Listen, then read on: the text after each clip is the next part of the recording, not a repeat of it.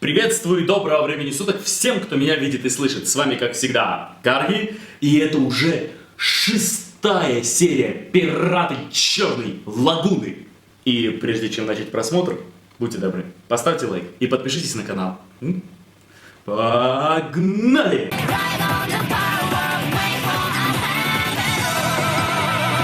Эпизод 6. Под охотничьей луной. Под охотничьей луной. Интересно. Она меньше, чем думалось. Но это достойное наследие. Фрицы кайфуют. И какая чудесная цветовая гамма. Командующий, Да? Что? это, безусловно, достойное наследие. Но использовать ради него столько наших ресурсов... Кто-то... Лорд Альфред страстно желает, чтобы эта картина стала идеологической основой движения национал-социалистов. Ты понял? Так точно. Лорд Альфред, интересно. Он обещал нашей партии финансовую помощь и приглашение в антикоммунистический альянс, если операция будет успешной. Хотя в Америке мы имеем мало голосов, но с картиной шагнем далеко Ну вперед. понятно, кто-то им заказал. Что это за картина такая? Ясно, что они более нервные, чем мы. Это точно. Но такое количество оружия и оборудования Вот. стоит совсем О чем я и недешево. говорил в 3-й серии. Да, как-то слишком много денег, но... Постой. Кто-то, кто вложил слишком много денег? Это уже по твоей части. Ясно. А ты соображаешь, Рок. Нам тоже пообещали много денег за картину. Такие деньги не дают за малоизвестного художника. Сегодня решим эту загадку. Либо там карта, либо вот что-то с этой... У меня Картины дурное не то. предчувствие. Рок, Рэви покормишь? Да, Пиццу сюда почему-то не А ее доставили. что, кормить надо? Уговори ее сдаться и поесть консервов. Ну вот, надрали ей задницу, и ей фигово. В горло кусок не лезет. Рэви, Силы нужны. ужин. Покушай. Дач посоветовал поесть. Поставлю тут. Если ты о том, что случилось на лодке, Рок, хватит. Чего? Незачем начинать все сначала. Верно? да, Ну вот. Она расстроилась. Очень. Ну нет, она не успокоится, пока всех не Хорошая перефигачит. ночь. Луна сядет, появятся звезды, и мы возьмем этот корабль. я держу их на расстоянии радарной видимости. Хорошо. Мы с Рэви захватим корабль. Они получили, что хотели, и сейчас расслабились. Да, бухают, кайфуют 100%. Празднуют. Короче, она очень обиделась. Празднуйте, болваны. Празднуйте, празднуйте. Бухайте на здоровье. Мы ударим в там-тамы и захватим их, как Навахо. Вагнер по сравнению с этим — фигня.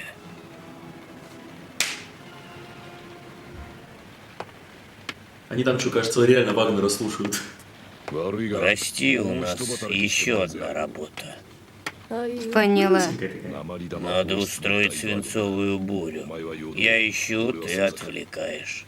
Будет заваруха. Ясно. Если я убью кого смогу и сопру, что смогу, претензий не будет? Нет. Базара ноль.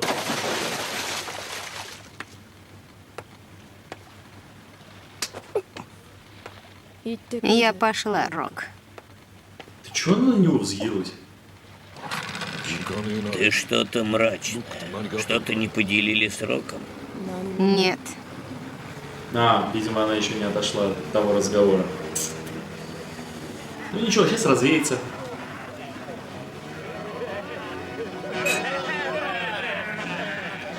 Я же говорю, Вагнера слушают. Стереотип нацистов. Нацист должен обязательно слушать Вагнера. Тревога! Тревога! Опоздал. Первый поросеночек попался. Хорё, хорё, хорё. Началось. Зачем только 3 патрона на него тратить? Зайду на верхнюю палубу снова. Устрой тут переполох. Окей? Да, удовлетворю свою жажду крови. Откуда стрельба? А, все-таки слышали. Не знаю. Пусть веселятся, но не надо стрелять. Есть. Да? Хрясь, хрясь. Короче, все, она взбесилась. И как всегда со спокойным лицом. Командующий, враги! На борту враг! На нас напали! Вы настоящего боя не видели, да? Вот вам настоящая драка.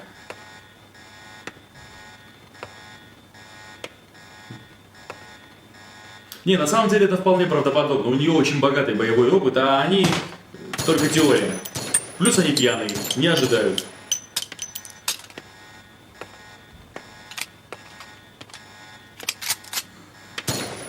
Да.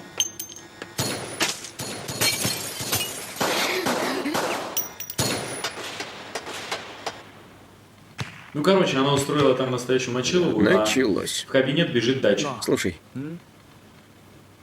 в такой момент, как нам себя вести? Ждать и расслабиться. Неужели сидеть здесь, скучать, курить и пить Ты пиво? можешь пойти и стрелять? Когда утром у вас там стреляли, Дач выглядел очень спокойным. Я ему завидую. В любом случае, мы с тобой не способны стрелять в живых существ. Потому и наблюдаем.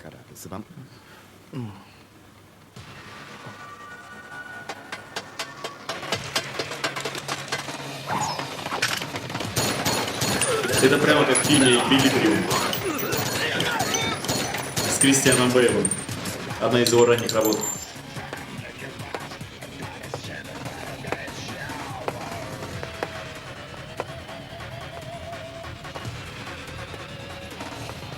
Всегда кто-то есть. А, кажется, это тот самый. С тобой у нас счеты. Ты нас обидел. И картинку отобрал. О, там Стингер. Или Панзер Шрек, кажется.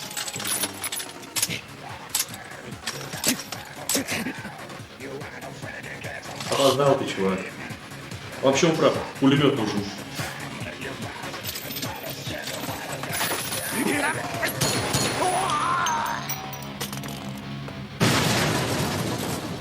А он еще чеку. Кажется. Сержантам собрать людей у кампуса. Затем мы... Ну чё, кто кого? Вам мне повезет. Йоу! Ах ты! Огонь! Кранты, чувакам. Да уж. Выглядят-то они круто. Да, выглядит круто. Что? Здесь их босс? Командующего здесь нет! Он на другой палубе! Спасибо за подсказку. Фильм называется «Хранить военную тайну». Рави, слышишь меня? Рави! Рави! Где ты? Вот черт возьми!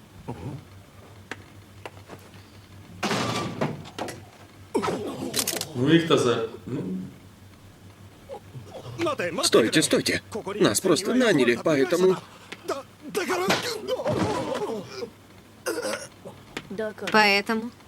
Поэтому что? Не имейте отношения, не сопротивляйтесь. Но все равно всех раз. А, Вы так уверены, что проблем не будет? Хорё, хорё, ну хорё. ладно, ну... Ну это реально перебор. Рави, что ты там творишь? Так. Так, ну... Ну, во-первых, это чистый экшен. Вот эта серия чистый экшен, которую я ждал, если честно, всю прошлую серию. Нет, в прошлой серии тоже был еще офигенный классный экшен. Базара ноль. Редко Да и какой редко, мне кажется, я нигде не видел боя под водой. Нет, где-то можно увидеть бой под водой, но не такой такой, знаете, с критически реалистичным уклоном. Но тем более в заброшенной подводной лодке перестрелку устроить. Тем более на заброшенной именно, да. Вот вспоминается такой К-19 фильм такой с Харрисоном Фордом. Но это совсем не то. Это просто великолепно. Я имею в виду прошлую серию. По поводу этой серии, вполне все логично и объяснимо. Она, видимо, ей очень тяжело. Как я понял, ей очень тяжело вспоминать то прошлое. И она мочит всех подряд направо и налево, лишь бы забыться. Для нее это очень страшно. Она садистически получает удовольствие от этого. А может и нет, может это что-то другое, может это защитный механизм у нее такой своеобразный от страданий. А может быть все вместе, господи, не знаю. Но, честно сказать, да, те сказали, нас просто наняли. Не, нифига. Но они безоружны. Они ничего физически поделать не могут. Тоже как-то неправильно. Дальше правильно сделал, что ее остановил. Поехали дальше. Блиц! Дайте беззаконию достойный отпор. Есть. Ты золотой? Круто.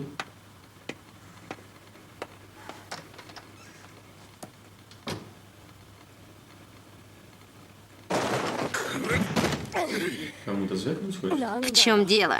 Я только начала мочить Дики. Мы же для этого здесь. Профессионал. Не стреляет куда попало по своей дуре. И я не нанимал Чарльза Уитмана. Можешь, конечно, беситься, сколько влезет. Но если нарвешься, я тоже умру. Умерь пыл, Рэви. Если не можешь сдержаться, лезь на колокольню и стреляй идиотов оттуда. Слушай, и ты мне лекции читаешь? Не стоит, Дач. Стоит. Вы что, по другу глупая. сейчас начали? Я тебя нанял.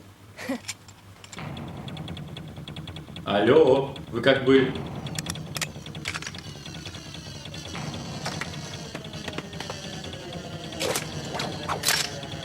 Вы что, издеваетесь, да? Слава богу. Честно, я поверил, что они реально друг на друга стволы. Я решила, что ты меня убить собрался. Я тоже, подруга. Доверие, блин. Ты тоже шуток не понимаешь. Ну и что дальше, большой босс? Командующий, найдем его. Ваше превосходительство, наш враг действительно эти осквернители могил. Мои соратники сейчас сражаются с ними. Не волнуйтесь, ваше превосходительство. Какой-то странный. Рахман. Даже военный отряд, на который возлагались большие надежды, иногда проигрывает. Во фразе «не волнуйтесь» недостает искренности. Тебе не кажется? Пока у вас не будет основания для уверенности в своей победе, воздержитесь от подобных сентенций. Видимо, это настоящий старый фриз. Прошу прощения. Разве я просил извинений? Неужели ты полагаешь, что извинения мне нужны больше, чем картина? Мне нужна картина. Тебе связи в нашем мире. Здесь все просто. Понимаешь? Рэви, остыло чуток. Чего тебе? У тебя начинается лихорадка Уитмана всякий раз, как появляется новичок. С Бенни было то же самое. Не копай слишком далеко. Работу я выполню. Хорошо выполню. Безусловно, иначе нам не жить. Да-да. Я посмотрю здесь, потом договорим.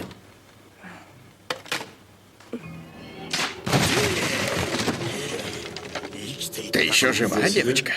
Восхищен твоей храбростью.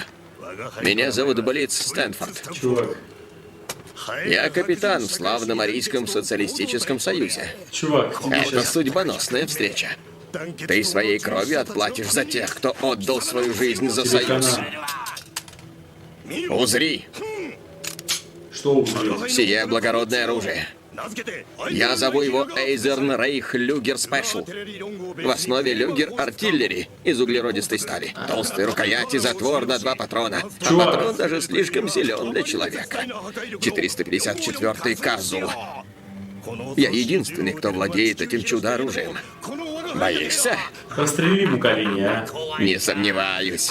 Я покажу тебе силу этого. Заткнись. Чего трепать, если никто не слушает? Ты что, в телевизоре? Это что, Подлая. рыцарский поединок, что ли, сейчас? Я тебя кое-чему научу. Эти штуки, чтобы стрелять. Все уяснил? Передавай привет фюреру. Звук поражения. Похоже, вы проиграли. Когда-то я часто его слышал. У меня есть что вспомнить. Эй, нация, я за тобой. Ты на телефоне. Надеюсь, мы достаточно знакомы, чтобы не извиняться за грубость. Не буду мешать. Можешь продолжать разговор. Ты говори, базаром. Он храбрый человек. Хочу поговорить с ним. Дай ему трубку. Это тебя. Вы тут старший. Ваши подчиненные ничего не стоят. Весьма сожалею. У меня к вам 2 вопроса. О картине в том числе? Тогда с него и начнем. Есть еще один кандидат на авторство этой картины. Очень интересно. Уроженец Австрии. По имени Адольф Гитлер. Тоже был художником. Фюрер, не спеши с выводами. У фюрера, как художника, получались лишь пейзажи. Но, насколько я помню, офицер СС, отправившийся в Батавию, тоже в это верил. Ясно. Значит, вам нужна не картина, а то, что внутри. Могу ли я предположить, что вы знаете телефон офиса нашей конторы? Безусловно, это моя мадридская фирма заказала вам работу под водой. Это я захотел, чтобы вы с Рахманом столкнулись. Что? А зачем? Это самый любопытный и гарантированный метод получить искомое. И И? мимолетные воспоминания. Когда Гейдрих на Ванзейской конференции принял окончательное решение, мы поклялись быть реалистами, а не фанатиками, верящими в победу. Мы собрали все наши капиталы и создали список с нашими именами и номерами счетов. Когда поражение стало неизбежным, мы поместили документы в 4 картины и бежали из Берлина. В этой картине последняя часть. Ты прозорлив, кролик джунглей. Прошу без грубости, белый человек. Джунгли. Вот А козел. то я расстроюсь и выброшу ее в океан. Понятно. Я просто хотел ее вернуть, раз уж ее нашли. У нас есть и другие источники дохода. А ты не боишься потерять доверие? К сожалению, ты прав. Очень умно. Жаль, что ты черный. Спасибо. Можете продолжать ваш разговор. Жаль, что ты В чё, этом нет козел. надобности. Он уже исполнил свою роль. Альфред! Мерзавец! Ну а ты что? Ты думаешь? подставил меня и затем предал. Успокойтесь, молодой человек. Вы сами выбрали судьбу. У вас те же права, что у черного. Вы должны были понять, что с вашими способностями не войти в круг избранных. Ну, чернокожий, прекрасная работа. Если бы ты был арийцем, я вручил бы тебе железный крест. Да пошел ты нахер. Не нужно. Лучше деньгами, гестапо. Искренность прекрасна. Лицемерие разрушает наш мир. Я бы хотел, чтобы подобные тебе исчезли с лица земли. Пошел ты. Очень приятно. Желаю вам попасть в ад. Ну, Ты еще не закончил? видимо, он ему все-таки картину отправил. Это командующий. Да. Хочешь пари? Ну, то самое. Это не совсем пари. Ну, давай. Держи, дядя. Используй, как пожелаешь. Ставлю на черное. Я тоже на черное. Говорю, это не пари. То есть выстрелит, то есть он застрелится или духа не хватит? Ну-ка. Не, духа нифига не хватит, все. Черная.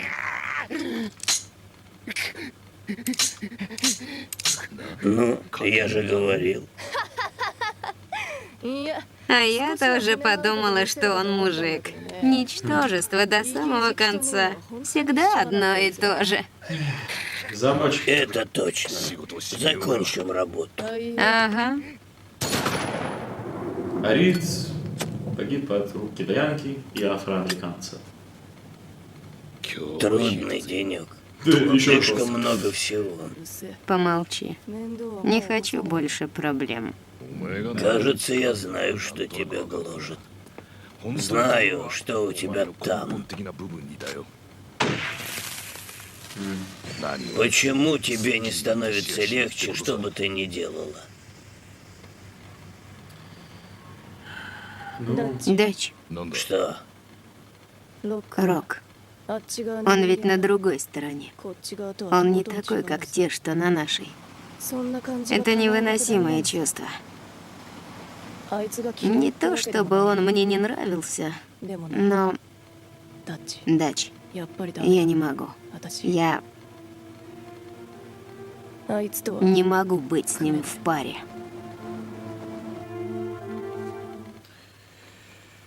Да.